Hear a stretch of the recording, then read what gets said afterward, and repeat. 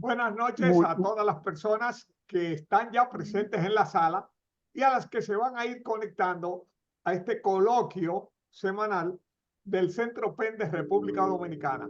Estamos agotando un proceso de entrevistas y diálogos con creadores. Tuvimos la semana pasada a la poeta mexicana Marlene Sertuche y hoy abrimos mayo con una figura fundamental de nuestra narrativa y nuestra cultura, que es el novelista, cuentista y ensayista Roberto Malcallé Abreu. Roberto Malcallé, por cierto, siempre es bueno recalcar, aparece representando a la narrativa dominicana dentro del mapa de autores de novela negra a nivel mundial que realizó en España Babelio. Y es un orgullo y una gran satisfacción para todos nosotros, calor. número uno, que aparezcamos ahí, y número dos, que quien aparezca representándonos sea Roberto Malcallé Abreu, excelente novelista y cuentista, y además prácticamente la máxima figura de la novela negra en República Dominicana. Así que, Roberto, bienvenido. Muchísimas gracias, Aquiles. Bueno, bienvenido tanto a ti como al público, que yo sé que te sigue asiduamente, porque tú eres una persona muy persistente. Y cuando te inicias cualquier proyecto de cualquier naturaleza, yo sé que tú das todo de ti. Por eso yo te admiro y por eso soy un seguidor fiel del amigo Aquiles. Vamos a comenzar. Háblanos un poco de tus inicios en literatura. Yo te conocí en 1971 en el Movimiento Cultural Universitario. Tú eras miembro de la sesión de literatura. Yo hacía más vida en la sesión de teatro, pero también me acercaba a literatura. Entonces ahí estabas tú, estaba Domingo de los Santos, estaba Jimmy Sierra, Mateo Morrison. Y desde ese tiempo te conozco y después pues empecé a ver tus primeros escritos. El minúsculo infierno del señor Lukács. Una de las cosas que me sorprendía tuyo es que tú eres un partidario de los títulos manga larga. Siempre tus títulos eran títulos largos.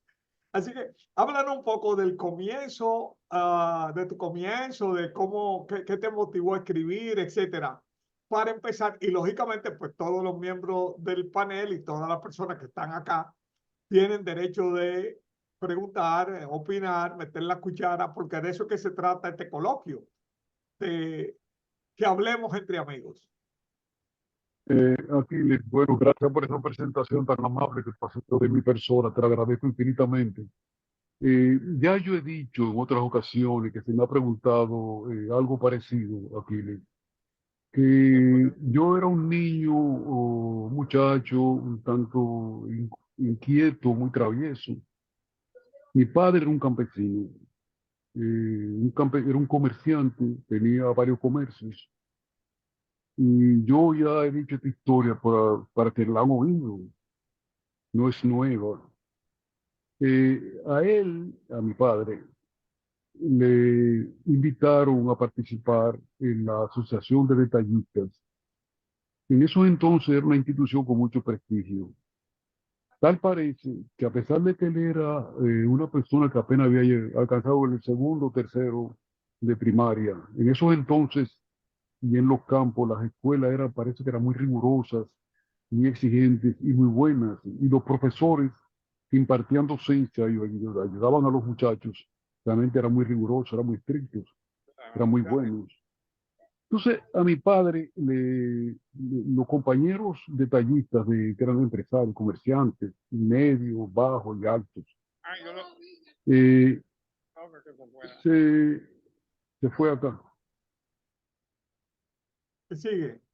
Sí, a mi padre se le acercaron varios empresarios. Yo supe posteriormente, varios comerciantes de más nivel que él, le dijeron que él tenía mucho futuro, tanto en el comercio como en la entidad de los que agrupaba a los detallistas, pero que notaban en él mucha deficiencia en su forma de expresarse. En esos entonces, Aquiles, Tony, todo lo que nos está mirando, una persona que utilizaba muchas S hablando, inclusive donde no iban, eh, existía el criterio de que era una persona más o menos fina, una persona que dominaba el idioma, que era más o menos leída, tenía cierto nivel de cultura. Y ahí, y de efecto de esa naturaleza, como muchos otros, posiblemente producto de su origen agrario, porque venía de un campo de Higüero, Villamella, por esa zona, le habían, se le acercaron, y mi pobre madre, que tenía un nivel de escolaridad superior al de él, le habían dicho que él tenía que educarse un poco más.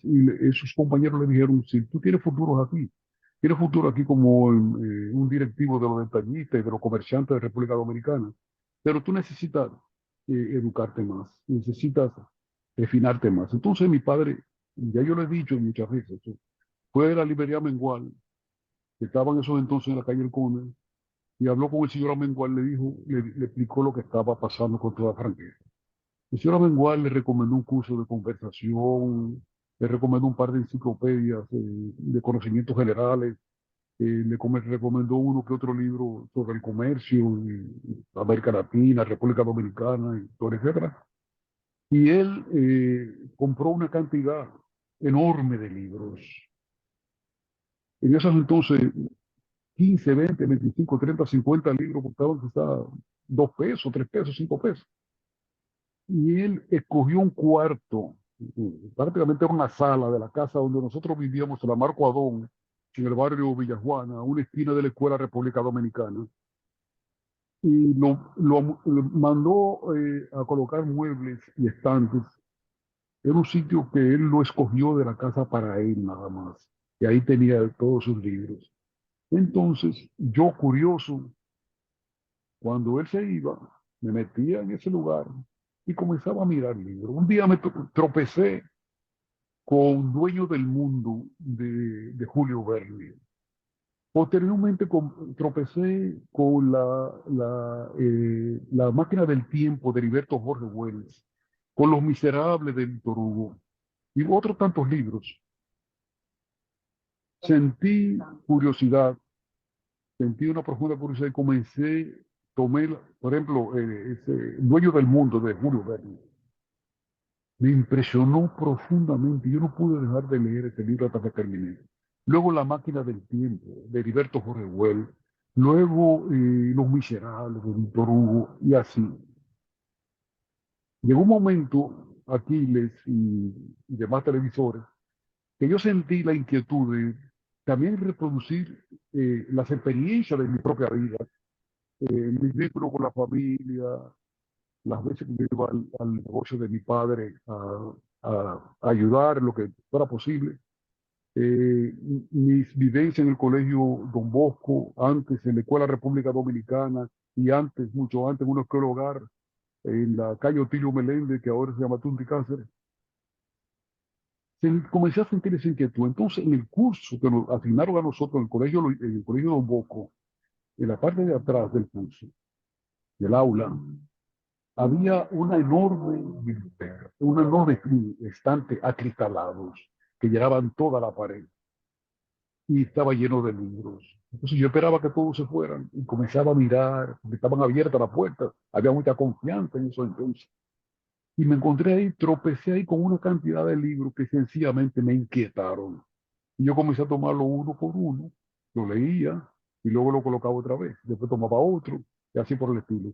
Nació en ese contexto una pasión enorme por la lectura, por la literatura, por la filosofía. Había inclusive textos de medicina, textos de geografía, había un curso de conversación que tenía 20, 25, 30 apartados. yo recuerdo que estaban unidos por como una especie de, pues a través de tres huecos, una especie como de solitas de color áureo y eran de color naranja. Y ahí se explicaba con lujo de detalle el uso del idioma, en las reuniones de índole social, los temas de las reuniones sociales, las reuniones de otra naturaleza, de comer, de negocios, en las reuniones de estudiantes vinculadas con el deporte, con los estudios, etcétera. Y hasta el momento, Aquiles, la lectura ha sido una de mis grandes pasiones y es natural que en un momento determinado en que tú estás centrado y concentrado y te vuelves amante de la lectura y de los libros, tú sientes esa natural inclinación a reproducir tus propias experiencias, porque vivíamos en una época de mucha convulsión, de muchos cambios. La era de Trujillo ya estaba prácticamente eh, en sus finales, había muchos cambios en la persona, muchos secretos, mucha gente, los padres antes conversaban abiertamente de las cosas en el comedor de la casa o en la galería, pero ahora se encerraban en su cuarto a conversar. Y todo eso provocó en uno una inquietud y un deseo de saber y un conocimiento de saber. En esos entonces yo recuerdo yo como ahora, escúchame ya voy a terminar porque no quiero No, no, no. entenderme más de la cuenta. Eh, Se comenzó a hablar de la desaparición de Patricio Lumumba, un líder africano que adquirió mucha relevancia universal y era objeto de un seguimiento minucioso de parte de los medios de comunicación, tanto la televisión, la radio, los periódicos. Yo comencé a interesarme en eso y comenzaba y buscaba todo lo que tenía que ver con ese señor.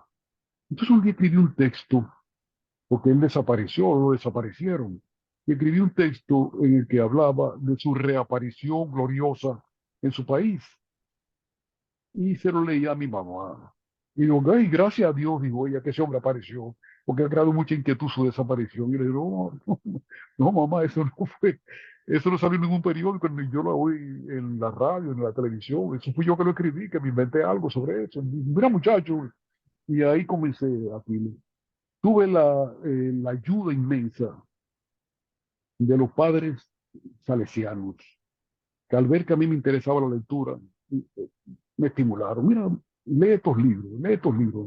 Le daban algunos libros, más bien libros con fundamentación religiosa, principalmente ética, moral, de comportamiento, de vida en sociedad, de transformación positiva de la sociedad, de la transformación positiva también de uno como ser humano. Luego pasé del colegio Don Bosco al colegio Loyola con los jesuitas, que tú debes saber que son parte de la inteligencia de la Iglesia Católica. Y finalmente pasé al Colegio Calazán a coexistir en términos de alumnos y profesores de enseñanza con los padres, con los escolapios. Uno de nuestros profesores era el padre Vicente Rubio, que era considerado una verdadera inteligencia. Y como yo me expresaba en las clases, y yo no daba filosofía a nosotros. Cuando no, yo me expresaba en la clase, le respondía o le incidía, le hacía cierto cuestionamiento. El padre Vicente Rubio parece que tomó un cierto interés en mí y comenzó a regalarme libros, entre ellos una historia de la filosofía.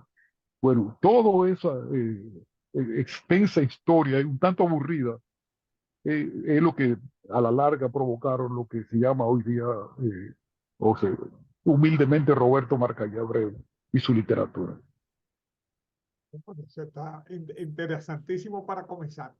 Recuerden todos los presentes que simplemente tienen que levantar la mano para Pero intervenir. yo voy a intervenir sin levantar la mano. Eso es, Mira, marcha. mira, yo que conozco a Roberto de larga data, sé además que una de las cosas que influyó mucho en la escritura de Roberto fue su paso por el periódico El Nacional, ¿no, Roberto?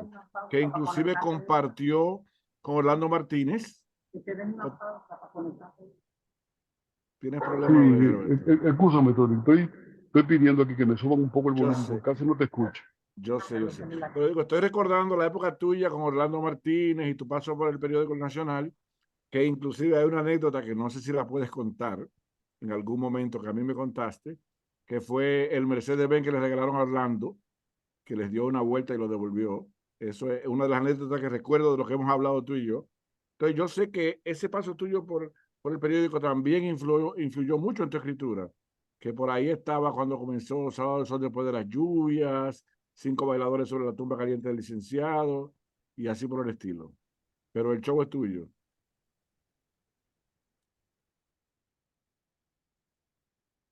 No me escuchó bien, parece. La última parte no la escuché también. Lamentablemente parece que tenemos problemas de tipo técnico aquí porque no te estoy escuchando casi.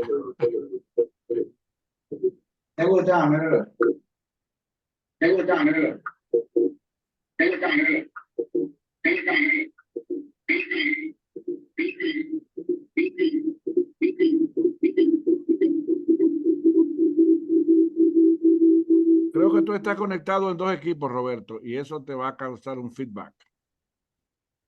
Ahora te Sí, escuché más o menos normal, Tony. sí. Es que estabas conectado en dos equipos y eso te causaba un feedback, parece. Estabas en un teléfono y en una computadora o algo así. Pero yo hablé al principio de tu paso por el Nacional, que recuerdo las historias que me contabas de Orlando y esas cosas, de un Mercedes-Benz que le regalaron a Orlando que lo devolvió. Muchas historias que no sé si son contables en público, porque sé que son un poco íntimas, pero que las compartimos muchísimo en aquellos tiempos. ¿Cuál es tu pregunta, Tony? Porque en realidad No, no, no no, no, no, percibo. no, no, Si tienes alguna pregunta. Estaba estaba, comentando algo. Sí. estaba comentando de tu paso por el Bueno, periódico El déjame Nacional. decirte, y escúchame que te interrumpa. Yo conocí a Orlando Martínez en la Universidad Autónoma de Santo Domingo, ya lo he escrito en otras ocasiones, eh, porque él era director de la revista Ahora. Yo teníamos un periódico en la Facultad de Ciencias Económicas y Sociales de la Universidad Autónoma de Santo Domingo, en el que tratábamos de recoger un periódico mimeografiado. Estábamos la fenecida lamentablemente Sagrario Díaz Santiago, Lázaro Vendrell, Manuel Colón, Yocasta García, una serie de estudiantes de diferentes niveles y de diferentes profesiones. Decidimos crear una especie de medio de comunicación que saliera semanalmente o quincenalmente, cuando fuera posible, mimeografiado, en el que manifestábamos nuestras inquietudes y yo tratábamos los temas que considerábamos no solamente políticos, porque había mucha actividad política ya en la Universidad Autónoma en esos entonces, y tratamos el tema de la departamentalización, que fue una transformación de la estructura burocrática de la universidad a fin de hacerla más eficiente, más útil, permitir la, la preparación estudiantil a un nivel mucho más profundo, mucho más amplio.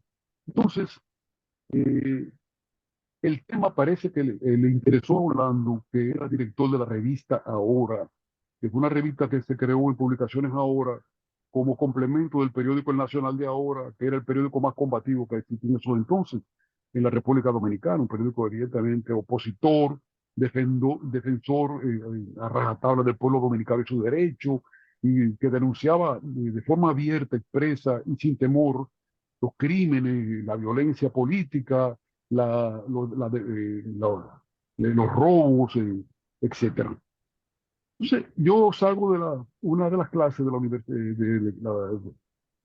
de la facultad y veo a ese señor que está sentado en un pupitre y me está sonriendo. Yo me acerco, lo pasé, lo saludé y me dice, mira, tú eres Roberto Marca. Yo digo, sí.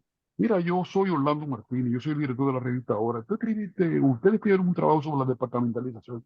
Me interesa mucho el tema. ¿Tú crees que tú podrías escribir para el periódico, para la revista Ahora y quizá para el periódico Nacional de Ahora también, un trabajo sobre lo que significa en términos de avances eh, a nivel pedagógico de ese concepto de la departamentalización? Y por supuesto.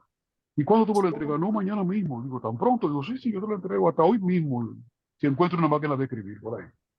Y ahí surgió una relación de amistad que se consolidó cuando yo pasé a trabajar en el Nacional de Ahora, porque él tenía que cruzar por la sala de redacción, que era la primera sala que existía en el edificio de la calle San Martín. De la avenida San Martín se le decía, ya no es una avenida, es una calle. Y él cruzaba siempre por mi escritorio, me saludaba y se internaron unos pasillos que estaban en la parte de atrás del edificio, donde estaba la revista Ahora y otros departamentos de publicaciones Ahora.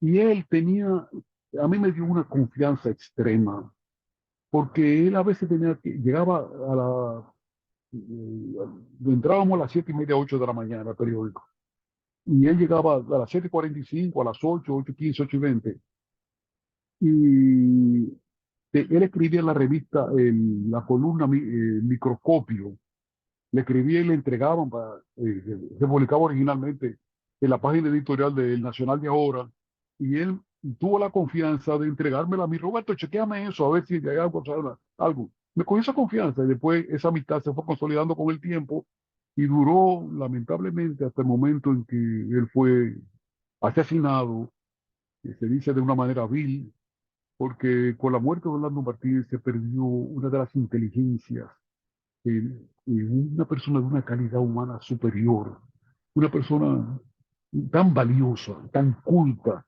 y tan increíblemente humano. Perdimos a Orlando Martínez. Y ese fue el principio de una amistad y de una gran admiración. Nosotros, inclusive, en ciertas ocasiones, nos sentábamos en un restaurante que está en la ciudad colonial llamado La Taberneta, ya desapareció, que se caracterizaba, era una especie como de pasillo amplio, que apenas cabían 2 mesas en cada lugar, y las paredes estaban cubiertas con tela de saco y con botellas de vinos y de bebidas de diferentes orígenes. Bueno, yo salía con él, nos sentábamos, inclusive yo en muchas ocasiones, en hora de la mañana, él tenía un carro muy defectuoso, un Camaro tenía que se dañaba muchísimo. Y yo vivía en esos entonces en una urbanización Honduras, en la calle 12, me acababa de casar.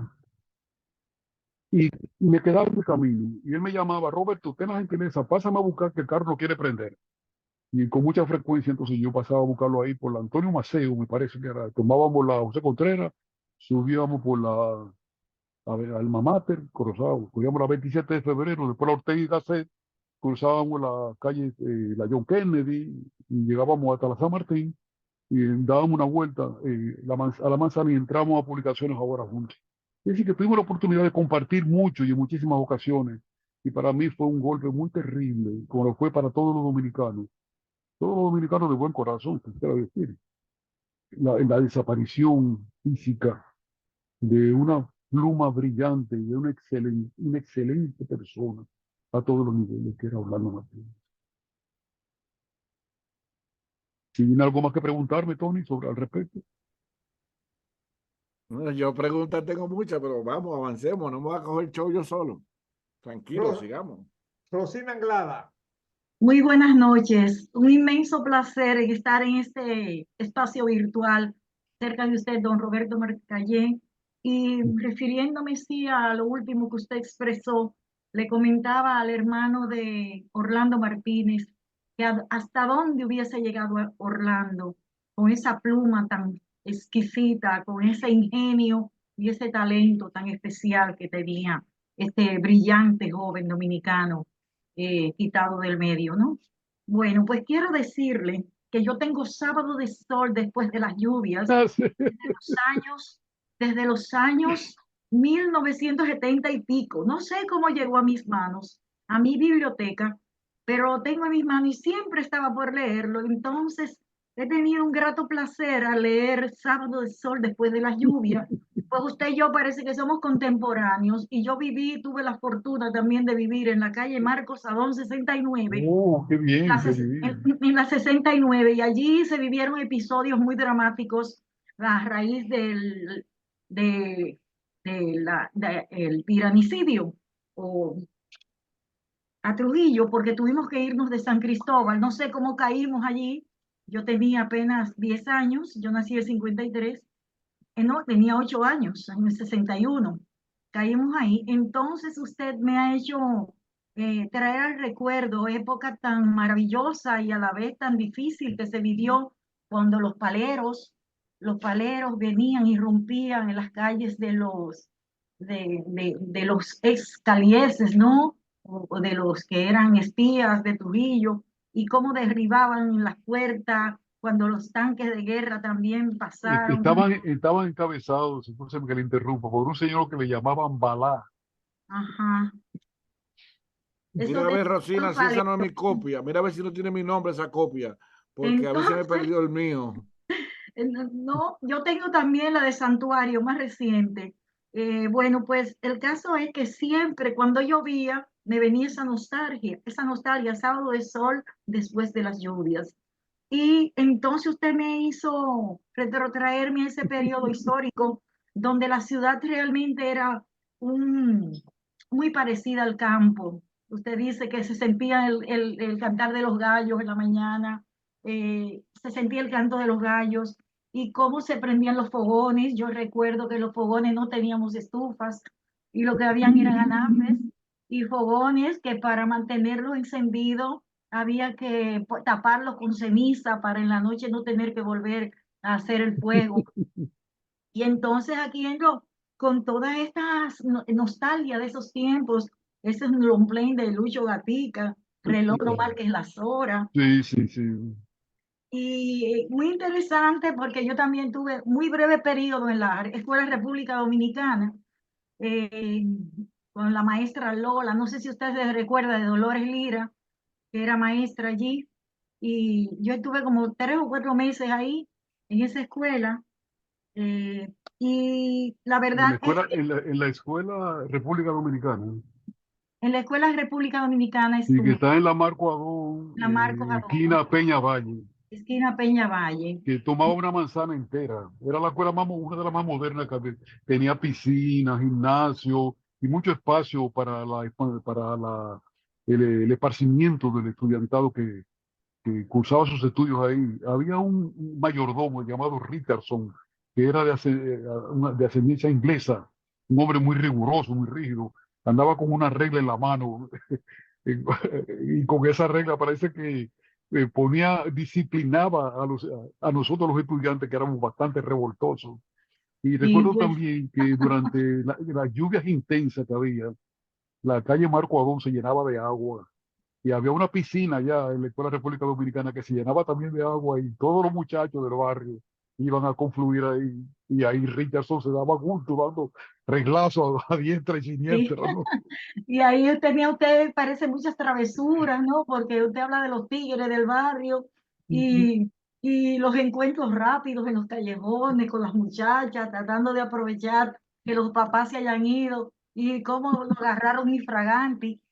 Bueno, pero qué interesante. La lectura realmente es un placer que nos lleva y nos trae por distintas épocas históricas que ya son muy distintas, ¿no? Son muy diferentes todos.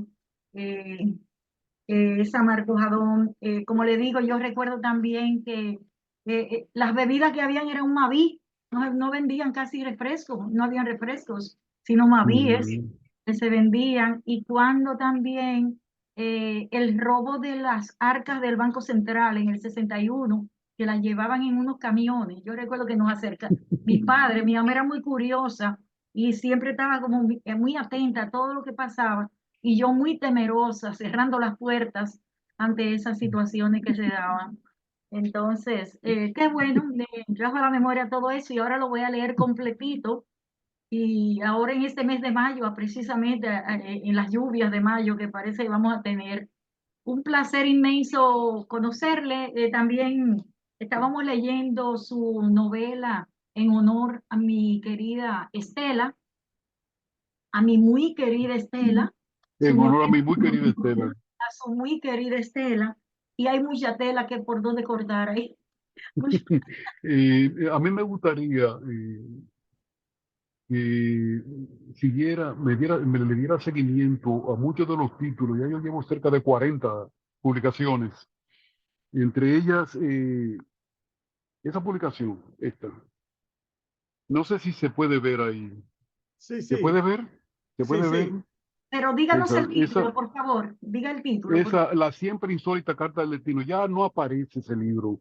Fíjese, mira otra, Las puertas cerradas, que Yo también lo, va en el mismo yo ritmo de yo lo la calle de tengo. vida.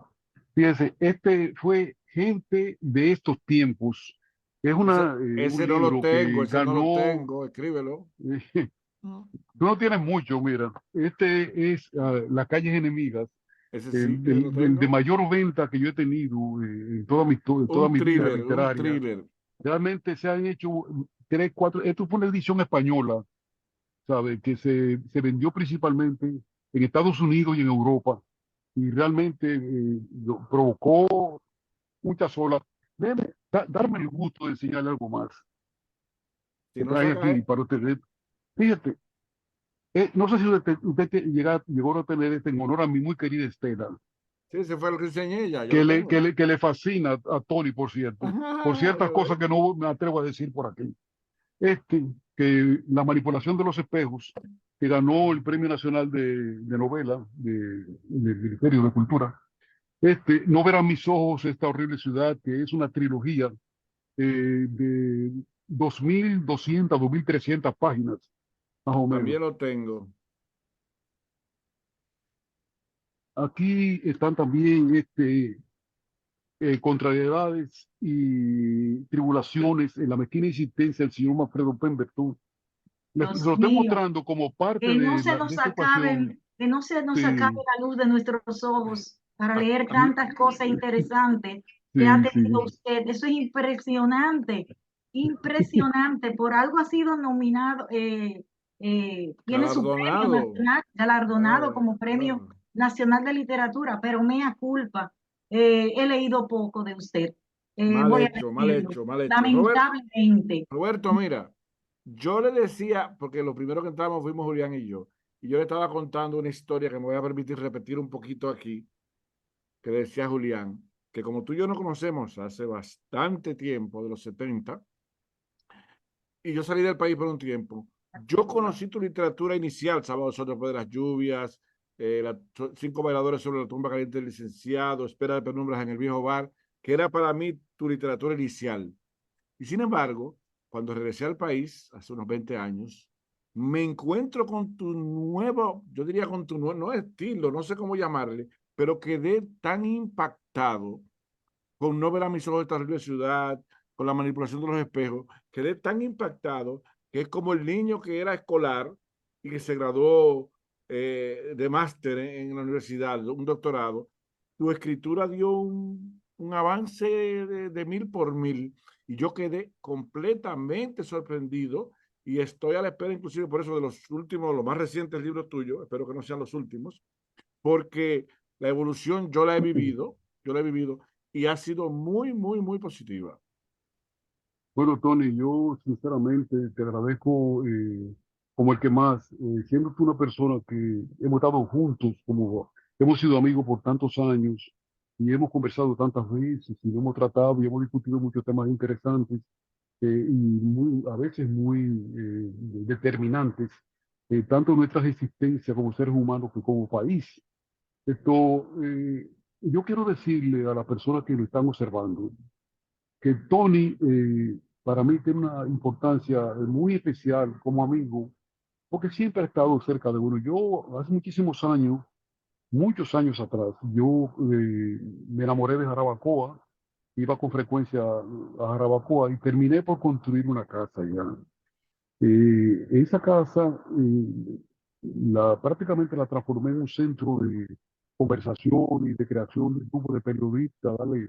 De pasar mi experiencia como ser humano, también en las letras y a muchos niveles, por ejemplo, del conocimiento. Y Tony siempre estaba presente en esos eventos que hacíamos en esa casa. Yo le hice una especie de, no una terraza delantera bastante amplia. Nos sentábamos en hora de la noche, ahí un grupo de 6, 7, 8, 10, 12, 14 muchachos de allá de Jarabacoa y me permitían hablarle sobre mis experiencias. Compartíamos un trago, una comida y una cosa. Y estábamos hasta tarde en la noche conversando de literatura y siempre Tony estuvo presente ahí. Estuvo Virgilio, estuvo Juan Pablo Cabrera, tuvieron muchas personas presentes ahí. Y por eso él ocupa un lugar importante en mi historial y mi desarrollo, porque debo decir, aclarar, que hay varios libros míos que tienen que ver con vivencias mías allá en Jarabacoa. Y yo era un observador de venir de ese pueblo de sus ciudadanos, de la gente, la muchacha, ¿no? Y gran parte una parte de mi literatura, 4, 5, 6, 7 libros de lo que yo he escrito, tienen como escenario precisamente a Jarabacoa, las vivencias de Jarabacoa, el drama, el sufrimiento, la alegría, la belleza de la naturaleza, en contraste con las amarguras de la condición humana. Tony siempre estaba presente en esos eventos que hacíamos, estas reuniones tan bellas, pero que llegó un momento en que sencillamente yo salí para fuera del país por varios años, entonces tuve que eso se interrumpió. Pero siempre lo tengo presente al extremo de que en otras ocasiones vine de mi, de mi voluntario exilio, por así decirlo, y siempre iba a Jarabacoa y siempre seguíamos compartiendo, tanto con Tony como con Juan Pablo, con Tiburcio, con Virgilio, con la gente de allá. Y caramba, y nunca he podido sacar, olvidar, y nunca he tenido palabras de mayor agradecimiento hacia el calor humano, el cariño, el aprecio y el respeto de personas como Tony y de mucha gente de Jarabacoa que siempre me han tratado como uno de ellos. Está pendiente todavía el anecdotario de la ciudad fantasma, ¿eh? Ahora se interrumpió la voz ahora. Que está pendiente el anecdotario de la ciudad fantasma. Ajá, sí, está bien, está bien, está bien. Juan, Déjame decirte, Tony, que en un libro que publicó el Ministerio de Cultura, me parece que, no, a ver si lo veo acá. Este libro, mira, en ese libro hay varios, tú lo puedes ver, en ese libro hay varios cuentos y varias historias muy realmente impactantes que tuvieron precisamente su origen en las vivencias mías en Jarabacoa. Fíjate, el primer cuento se llama Anecdotario de la Comunidad Fantasma. El segundo, El Mal Recuerdo, La Pesadilla del Verano, Satanás suele ser puntual, La Tentación, El Sendero Oscuro, Lágrimas en el Aposento Azul, Esta noche no hay quien duerma, Conversación con un final de café, Alguien espera en las sombras, Las dos muertes de José y Nirio, Mala Palabra, etcétera. Fíjate, si ustedes pueden ver acá, ese es el índice de este libro. Miren, todo eso que te ven ahí son las historias que contiene este libro, ¿sí? Que publicó el Ministerio de Cultura, que Lo tengo dedicado, lo tiene tengo aproximadamente dedicado, unas 700 páginas. lo tengo dedicado, Así que Roberto. Tony, muchísimas gracias Ese lo por Juan, tengo dedicado, míralo. por esta rememoración de nuestras vivencias allá en tu amada Jarabacoa. Juan Claro, Baez, siempre te esperamos. Juan Baez Moreta. Juan Baez Moreta. ¿Cómo? Juan Sí, Baez Moreta. buenas noches, buenas noches. Buenas Mi noches. nombre es Juan Carlos Báez Moreta. Nos alegramos, don Roberto, de que esté mejor de salud. Muchísimas gracias, ¿eh? Muy amable de su Sigamos parte. hablando. Me gustaría leer algo antes de hacer mi pregunta, si me lo permiten. Sí, por supuesto. Sí. Dice así: me arden los ojos, las lágrimas se rompen contra los vidrios de los lentes, apenas sí puedo respirar. Miro y adivino, amanece. La montaña presume de su mágica belleza. Pinos muy verdes compiten por alcanzar el cielo.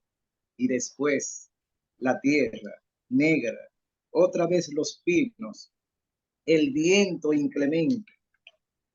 Vuelvo el rostro, él despierto me sonríe. Su imagen llega a mí con lentitud. No puedo dormir. Gritamos aterrados. Ahora, ante el terror mortal que me paralizaba. El sol caía. Ya yo podía ver su agonía a través de la ventana. Pensé hasta no volver. Me siento desfallecer sin sangre. Mi sangre. Todo da vueltas. Yo. Ese es un poema escrito por don Roberto, dentro del cuento Las pesadillas del verano, dedicada a don Sagrario Díaz. La pregunta Sí, mía esa es, historia, La pesadilla del verano, que así que se Ajá. llama la historia Sí. sobre Sagrario de Santiago, realmente ha conmocionado, ha conmovido a muchas personas. Por- A mí, Ajá. Sagrario de Santiago era una de las personas que estaba en el periódico de nosotros, Criterio de Opiniones, era prácticamente la directora ejecutiva. Estaba vinculada con uno de los grupos universitarios y era una de las personas que estaba en primera fila en las confrontaciones que se produjeron en el campus universitario, muchas veces en protesta por eventos catastróficos o trágicos que ocurrían en nuestra sociedad y muchas veces por demandas específicas de los estudiantes, de la persona que cursábamos esos estudios en la UAS. Sagrario y yo teníamos una amistad muy estrecha. Yo la quería muchísimo a ella. Muchísimo, porque era una persona realmente excepcional. No es porque haya muerto, sino porque ciertamente era una muchacha bellísima, con una cultura, con muchas inquietudes, eh, eh, con mucha vocación social, con mucho amor por su país, una amante del progreso. Venía de una familia, realmente una familia muy buena. Yo recuerdo, así en la distancia, recuerdo que en una ocasión a mi casa eh, fue un joven, amigo de las hermanas mías, que estudiaba música en uno de los principales centros de estudio de música en los Estados Unidos. Y él llevó su instrumento musical, comenzó a interpretar en la galería de una casa que vivíamos en la calle Eduardo Vicioso, en el Sánchez Bellavista, cerca de la Winston Churchill y la avenida Sarasota. Comencé a interpretar canciones y yo le dije a él, mira, que a mí yo sí me sentiría bien si nosotros, era invierno, eran las 10, 11 de la noche. Yo sí me sentiría bien si tú fueras capaz de ir con nosotros. Estábamos 2 o 3 amigos juntos ahí, a la casa de una amiga mía que vive ahí en el ensanche La Paz y pudiéramos, que tú pudieras interpretar alguna de tus cosas como si fuera una serenata. En esos entonces estaba de moda la película y una canción, una interpretación llamada Love Story, historia de amor. Y nosotros fuimos a las 11:00 de la noche con esta persona a interpretar la historia de amor a Sagrario de Santiago. Salió todo, ella tenía varias hermanas y estaba su mamá, su papá. Salieron todos afuera, una única. El barrio entero se lanzó a la calle. Porque el tipo era un virtuoso en la interpretación de su instrumento y no puedo olvidarla. La tengo presente cada día porque ciertamente era una persona muy valiosa. El país perdió a una joven de un talento excepcional, una calidad humana excepcional, mucha sensibilidad. Triste, pero estos son los recuerdos con los que podemos rendirle a ella honor en la distancia de que no te hemos olvidado, Sagrario. así. Roberto, voy a hacer el papel de Aquiles yo aquí, porque entraron al grupo 2 amigos tuyos de Jarabacoa y me voy a permitir darles la bienvenida. Entró Sí, Jacqueline está bien, está Sierra bien. y Juan Pablo, mi primo, están en el grupo. Eh, eh, el día que penetraron a la universidad y murió Sagrario, la mataron, que fue impactada, herida, andaban buscando al que era esposo de Margarita Cordero, que estuvo en Cuba, que después se Tácito, fue a la guerrilla. Tácito, perdón. Usted andaba buscando al esposo de Margarita Cordero, porque no le escuché muy bien. No, No, no. ¿cómo es que se llama? La policía andaba buscando a Tácito Ah, Perdomo la Robles. policía. Tácito Perdomo Robles, Yo creo que la policía estaba buscando a Tácito Perdomo que, principalmente. Sí, Porque se que había decía, entrenado en había Cuba. pasado el evento ese en la autopista de las Américas y se decía que Tácito Perdomo estaba ya en el recinto universitario. Entonces ellos cercaron la universidad y atacaron violentamente a los estudiantes que estaban en protesta, y ahí fue cuando pasó la tragedia lamentable y dolorosa de Sagrada Vía de Santiago. Puede decir buenas En noches. O sea, definitiva, salieron todos los estudiantes y Tácito Perdomo no estaba ahí. No me están escuchando ahora, no me escucha la No, voz. te estamos escuchando. Te Ah, estamos bueno, sí. escuchando. Pero Lo muy que, bajo ahora, Aquiles, ¿eh? Muy bajo, le escucho. ok, pero lo que pasa es que a veces cuando las personas entran y activan el micrófono, entonces lo bloqueamos para que solamente cuando vayan a hablar es que se le active el Sí, micrófono, sí, porque si sí. no se arma un lío. Sí, Juan, sí, comprendo, Juan sí, Baez, comprendo. ¿tú tenías una pregunta? Sí, aparte de, qué bueno que nos hizo esa anécdota de Sagrario. Yo quería también preguntarle al maestro don Roberto, eh, ¿por qué, es decir, usted es escritor, novelista, cuentista, pero qué hay de la poesía? ¿Cómo se relaciona don Roberto con la poesía? ¿Por qué no cultiva el poema? Bueno, debe ser porque yo no quiero entrar en una competencia en que llevo toda la de perder con tan buenos poetas que hay en la República Dominicana. Pero yo tengo muchos libros de poesía. Lo que pasa es que no lo he publicado. Yo tengo un libro de madrigales que tiene casi 400 páginas llamado Canto al amor extrañado. Y déjeme decirle que yo, cuando comencé a incursionar en la literatura, fue precisamente con poesía. Primero fue con poesía porque era por ahí donde de forma natural se comenzaba. Y en esas reuniones del movimiento cultural universitario presidido por Jimmy Sierra y por Enrique Eusebio y muchos otros talentos que están todavía vivos y otros que han desaparecido, la poesía ocupaba un lugar fundamental. Teníamos a Pedro Mil, por la razón que todo usted sabe. Teníamos a Franklin Mieses Burgos. Teníamos al, al director de Nacional. Bueno, teníamos muchos buenos poetas. Y realmente la poesía para todos nosotros fue una gran inspiración en nuestras actitudes y nuestra formación como seres humanos. Tengo varios Mi- libros de poesía y quizá en No, algún momento me decida nos publicarlo, gustaría entonces voy a comunicarme contigo para darte la noticia.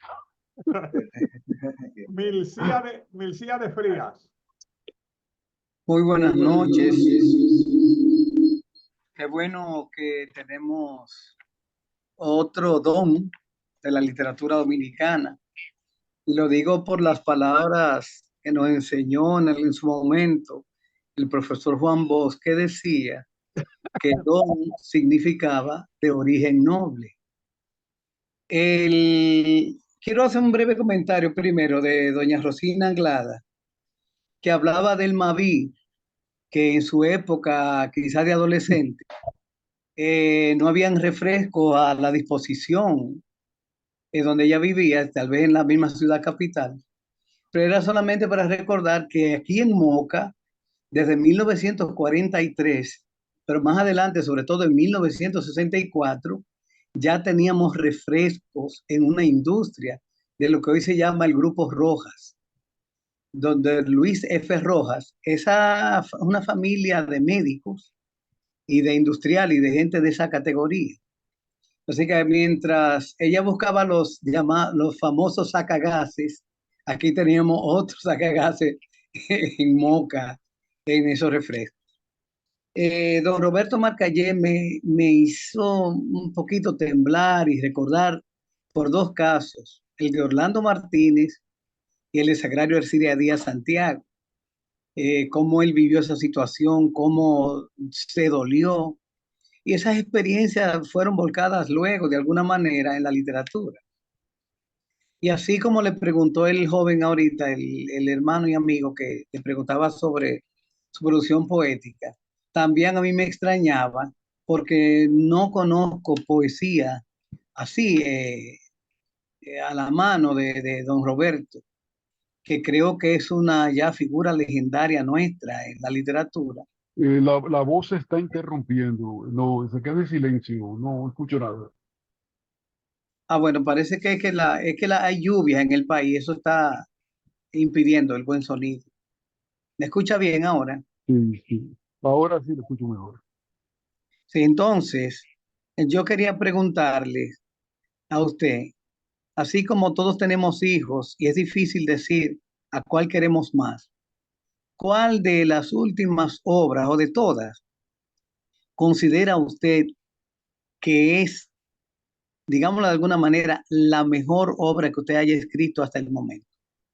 Yo creo que Las calles enemigas, Las calles enemigas. sí, sí, creo ¿Por acá. qué usted lo dice? ¿Por qué lo Mire, considera así? yo creo que como novela, es una novela, tiene, a mi juicio, ¿no?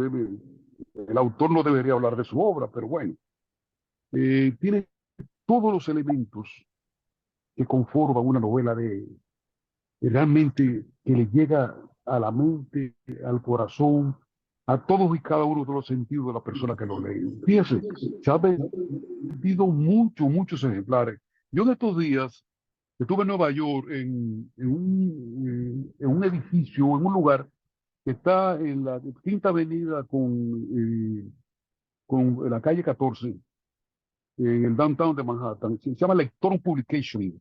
Es un edificio como de 25, 30, 40 pisos. Bellísimo, increíblemente bello. Nada más venden libros de toda la nacionalidad y en todos los idiomas. Entonces yo subí al piso 13 o 14, donde está la literatura dominicana.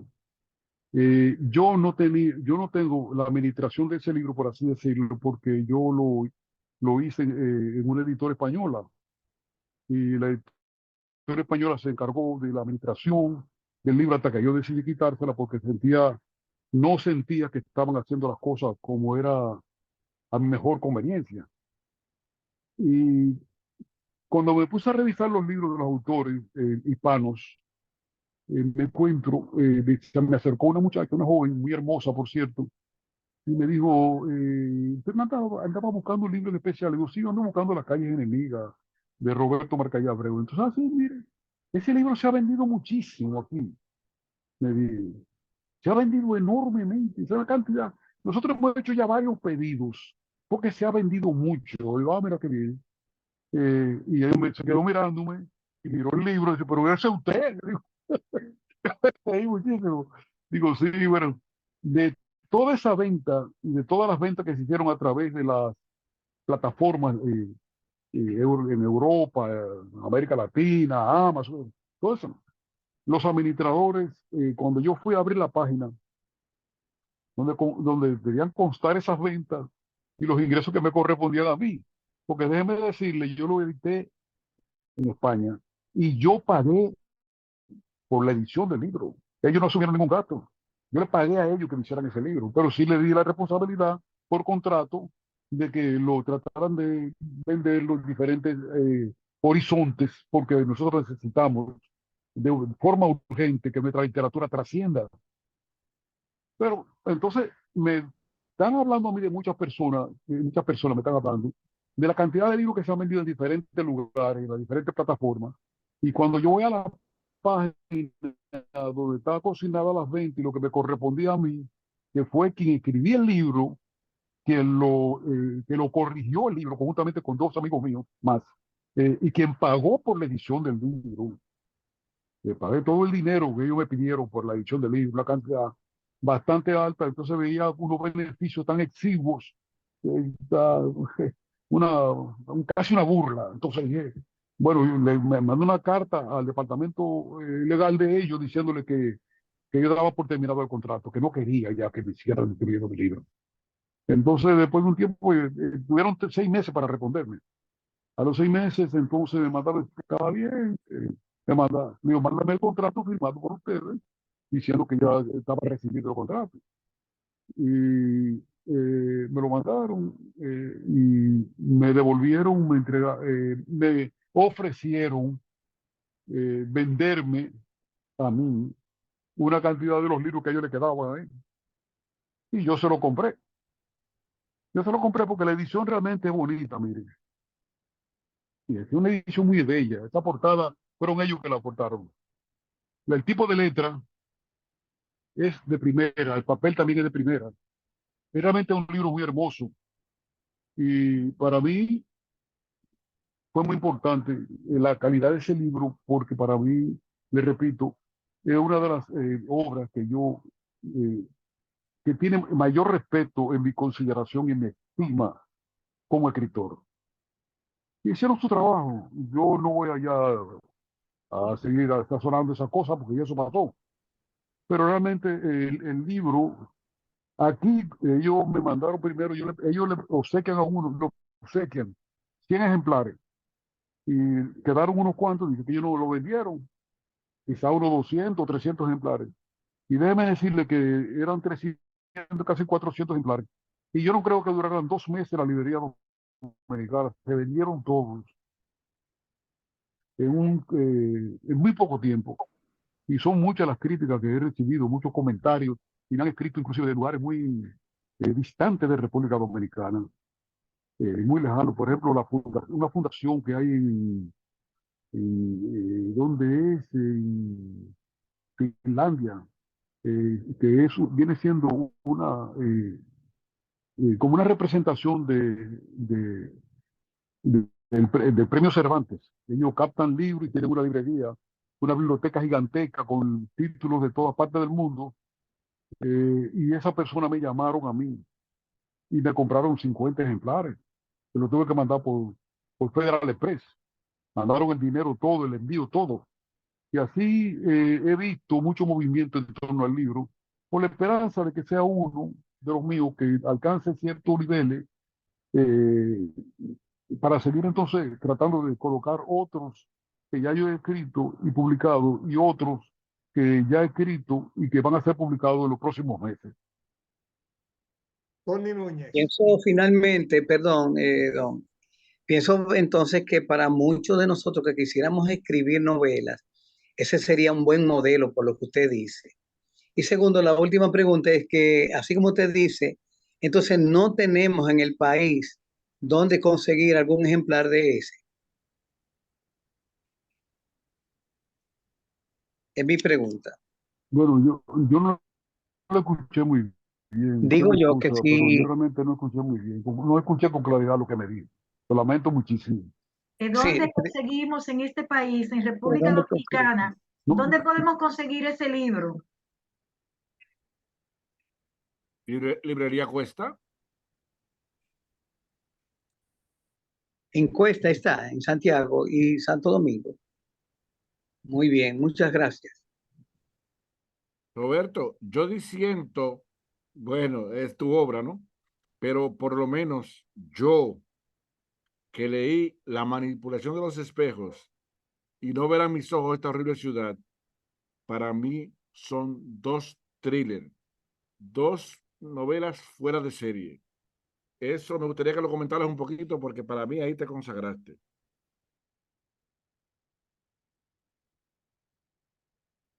Parece que se salió el Roberto, maestro. no, Roberto tiene apagado el micrófono.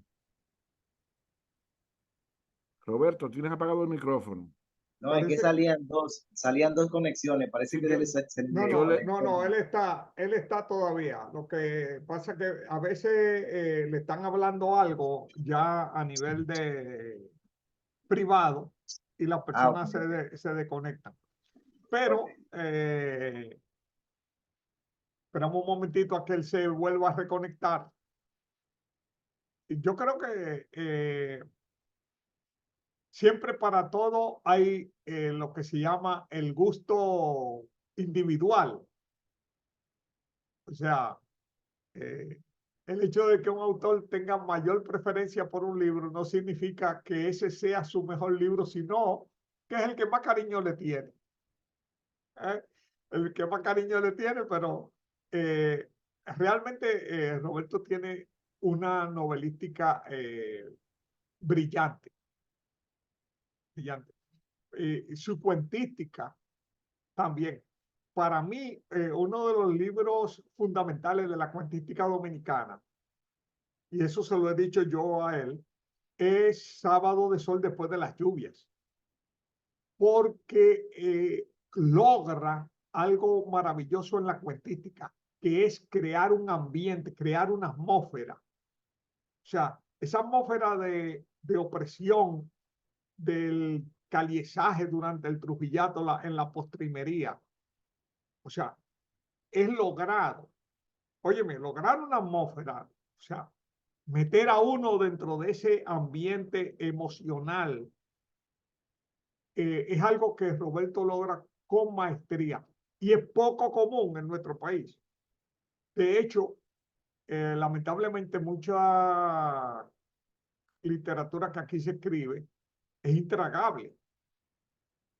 O sea, intragable en el sentido de que a uno se le cae el bendito libro de la mano porque es aburrida, porque no es capaz de mantener tensión, porque no se toman el trabajo. O sea, una de las cosas clave de un escritor es que el escritor tiene que ganarse el derecho a ser leído. Es decir, no es que la gente tenga que leer a uno. ¿Me explico la idea? Claro, claro. La gente no tiene que leerte. Si usted no es capaz de mantener mi atención y de arrancarme del presente, o sea, arrancarme de mi situación y meterme dentro de la obra. Ustedes saben que cuando uno está leyendo algo es así, que uno empieza a sentir la realidad como extraña, porque en la mente de uno uno está tan metido en la obra que los personajes de la obra tienen más realidad que la gente que físicamente está alrededor de uno. Eso es la grandeza de cuando una obra cuando un autor, cuando un escritor hace su trabajo. Entonces, Roberto tiene ese don. Y aquí, lamentablemente, hay gente que escribe unos bodrios, o sea, mal escrito porque no es capaz de atrapar al lector. Y la literatura, óigame, la literatura, su primera tarea es atrapar al lector. Si usted no atrapa al lector, usted no escribió, usted se desahogó. O sea, usted escribió para desahogarse, pero usted no logró una obra de arte, porque la obra de arte es obra de arte, sí emociona. Por eso se habla de la emoción estética. Y para emocionar a otra persona, tiene que ser capaz de conectar y empalmar con ella. Vamos a ver. Roberto, ¿volviste? ¿No escuchaste mi comentario? Todavía no ha Sí, vuelto. él está ahí, pero no tiene el teléfono activado. Roberto, el micrófono. Es que solamente él Activarlo, sí. solamente él puede activarlo. Mire, a ver, ¿me escuchan? Te Te escuchamos. escuchamos.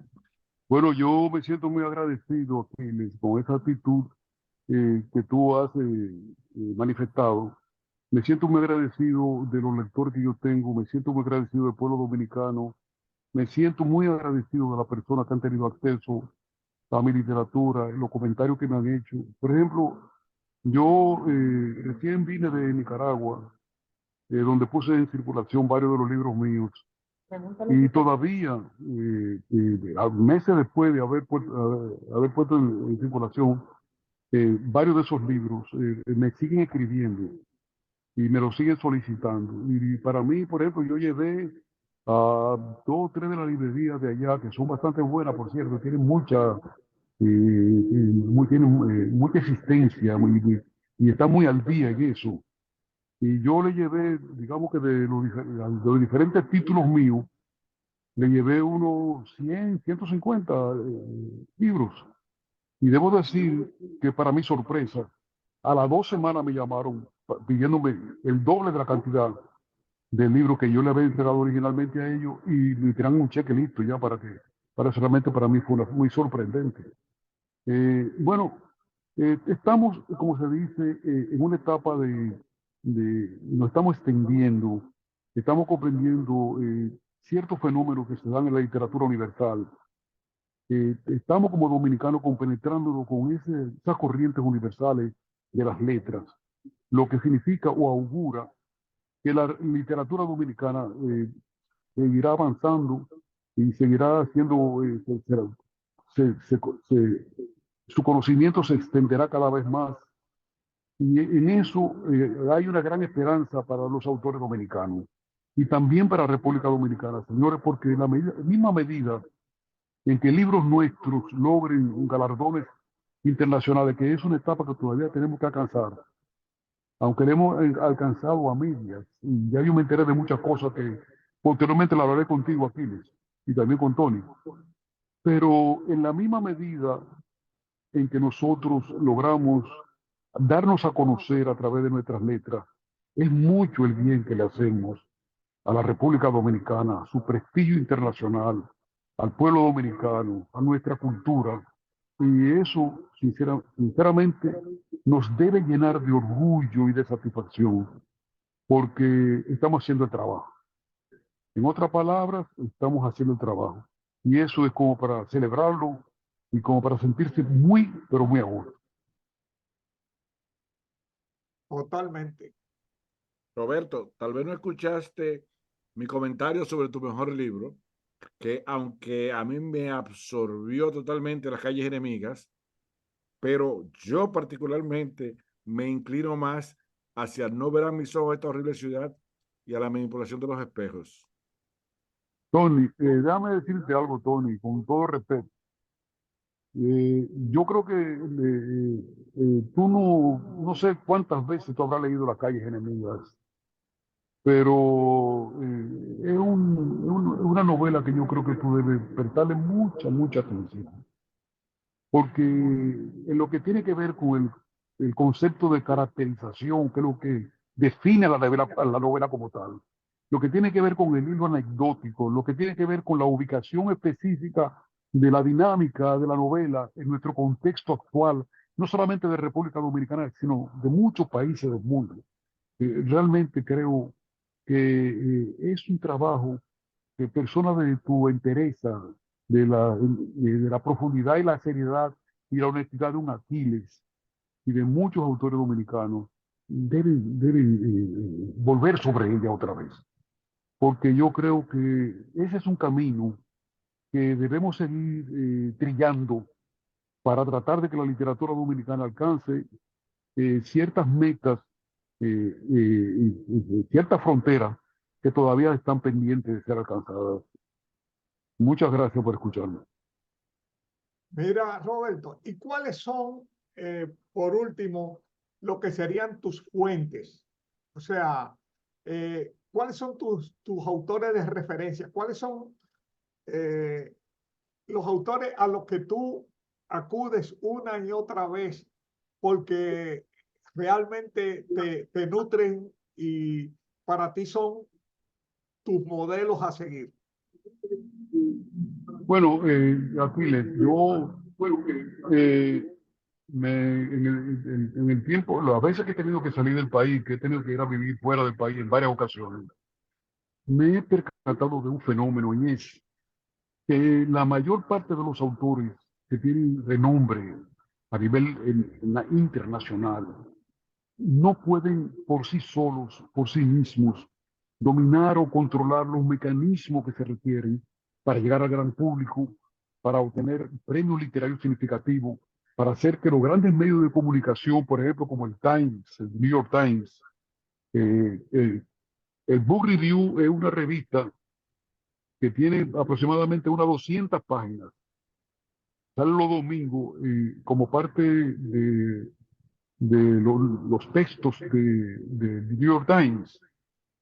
Pero para llegar a esas personas que escriben los comentarios sobre los libros, que lo evalúan, que hablan de la relevancia, de la ascendencia que tienen esos textos y de su proyección, tanto a nivel de los Estados Unidos como de todo el mundo, hay que trillar ciertos caminos, hay que llevar a cabo ciertas conexiones, hay que hablar con ciertas personas. Yo le voy a poner de ejemplo, y sin citarlo, porque no quiero que se interprete lo que voy a decir como algo inadecuado, de un autor muy conocido, pero muy conocido, que ha ganado muchísimos premios. Yo tuve la oportunidad, precisamente atraído por esa fama de esa persona, de hablar con ella personalmente por 3 horas, 4 horas en 2 o 3 ocasiones. Y además de eso, hablé con su entorno familiar, intelectual, de trabajo y demás, etcétera. Y me enteré de muchas cosas, entre ellas la necesidad de contactar agentes adecuados que tengan relaciones íntimas con las grandes editoras y con el gran público, con la facilidad o la viabilidad de que los libros sean comentados, discutidos en foros universitarios relevantes a diferentes niveles, que se publiquen comentarios críticos en los principales periódicos del mundo, en la revista literaria, en los foros literarios, en los foros intelectuales, entre otras cosas. Esa clase de ejercicio que nos puede ayudar muchísimo a nosotros, y luego lo hablaremos tú y yo aquí en privado, nosotros tenemos que, porque es extraño, resulta definitivamente extraño, que tan pocos textos dominicanos hayan alcanzado un nivel a nivel internacional, hayan alcanzado una estatura, para no repetir la palabra nivel, a nivel, una estatura a ese nivel. Cuando uno compara muchos autores dominicanos y lee sus libros, y lee, se compenetra con su obra literaria, yo creo que nosotros deberíamos estar en un nivel mucho más alto, mucho más avanzado. Pero ¿qué pasa? Es que no hemos tenido acceso a ciertos mecanismos que nos permitan llegar a ese gran público. Eso de la calle enemiga fue un intento de parte mía por ver cuáles eran las vías que se podían utilizar para que la literatura dominicana sea conocida a nivel internacional. Naturalmente, eso supone también de parte nuestra tratar temas a veces muy distintos a los temas que estamos tratando aquí a nivel local, a nivel literario local. Tratar temas de mayor trascendencia. Eh, Fijarnos en lo que ha permitido que los grandes maestros universales de las letras se hayan eternizado en sus respectivos eh, países y fuera de su país a nivel universal, porque han tocado ciertos temas de una manera determinada, han ido a la condición humana de una forma tal que su trabajo han ahondado, han alcanzado metas que han significado mucho para ellos, para su país y para la letra en sentido general. Tú viste que ahora murió hace poco tiempo Paul Auster, ¿no? Lo viste que murió hace poco tiempo. Ajá. Yo he leído toda la obra de ese escritor, muchos de sus libros, tiene 60, 70 libros, muchos de sus libros a mí me fascinan realmente, pero hay muchos libros de ellos que no me gustan, pero cuando yo he visto los esquemas de lectura de rating a nivel internacional en cuanto a las ventas de sus libros, realmente me he quedado asombrado, he quedado pasmado. Y eso es lo que yo quisiera para las letras nacionales, es decir, no solamente por mí, para que trascender yo, sino que podamos trascender a nivel de escritores, a nivel de dominicanos, a nivel de país, a nivel de nuestra fama, a nivel de conocimiento más amplio y más extenso de lo que somos como seres humanos y como realidad humana. Mira, Entonces, es un paso que debemos dar, y que debemos reunirnos, debemos discutirlo, debemos conversarlo, porque no se entiende, es difícil aquí.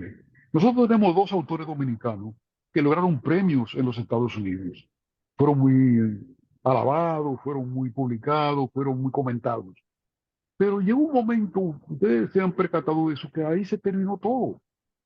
Esos autores dominicanos que en un momento determinado ganaron tanto ascendiente a nivel internacional, sencillamente desaparecieron. Más nunca se ha oído mencionar sus obras, sus nuevas obras, nada por el estilo. Sin embargo, otros autores que son inferiores a ellos y de otras nacionalidades se siguen hablando. Libros que publicaron hace 10 años atrás, 15 años atrás, muchos años atrás, se siguen vendiendo de forma masiva a nivel mundial. Se traducen en todos los idiomas, se hacen eventos para discutir su planteamiento, su caracterizaciones, la forma que trabajan los ambientes. Y eso es un asunto, una lección que nos queda por aprender, para ver si nosotros logramos, nuestra generación logra que las letras dominicanas puedan trascender hacia otros horizontes mucho más amplios, porque eso nos va a llenar de orgullo y a su vez va a servir de motor y de estimulante para que nuestras letras se sigan desarrollando con un sentido quizás más universal, más extenso, más amplio que el que hemos logrado hasta ahora. Perdóneme la larga exposición. No, al revés. Oye, mete tu espacio, Roberto. Y déjame Está bien así, decirte, Aquiles, está bien así. déjame decirte algo. Ah, normalmente la industria editorial responde a factores extraliterarios. De hecho, esos reseñadores de libros en Estados Unidos, todos están conectados con la industria editorial. Sí, Y todos son pagados por la industria editorial. Y la industria editorial es un negocio.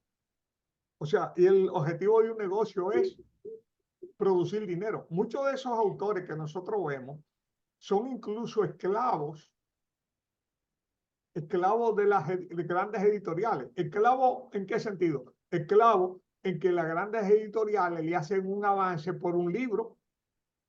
Yo te contaba un comentario de una extrañeza que le ocurrió a Arguedas, el novelista peruano, cuando él vio a Carlos Fuentes angustiado porque él tenía que irse a trabajar a escribir 25 páginas.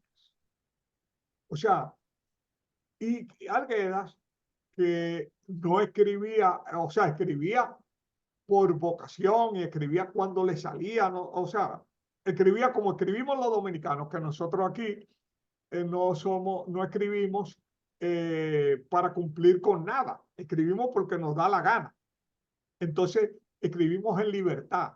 Pero Carlos Fuentes no, Carlos Fuentes había cogido un dinero de avance y estaba obligado a producir un libro en X tiempo. Vargas Llosa hace eso también. Vargas Llosa, la editorial le paga y Vargas Llosa escribe y él a veces escribe algo bueno y a veces escribe algo para salir del paso. Bien escrito, pero una obra realmente mediocre frente a sus obras claves.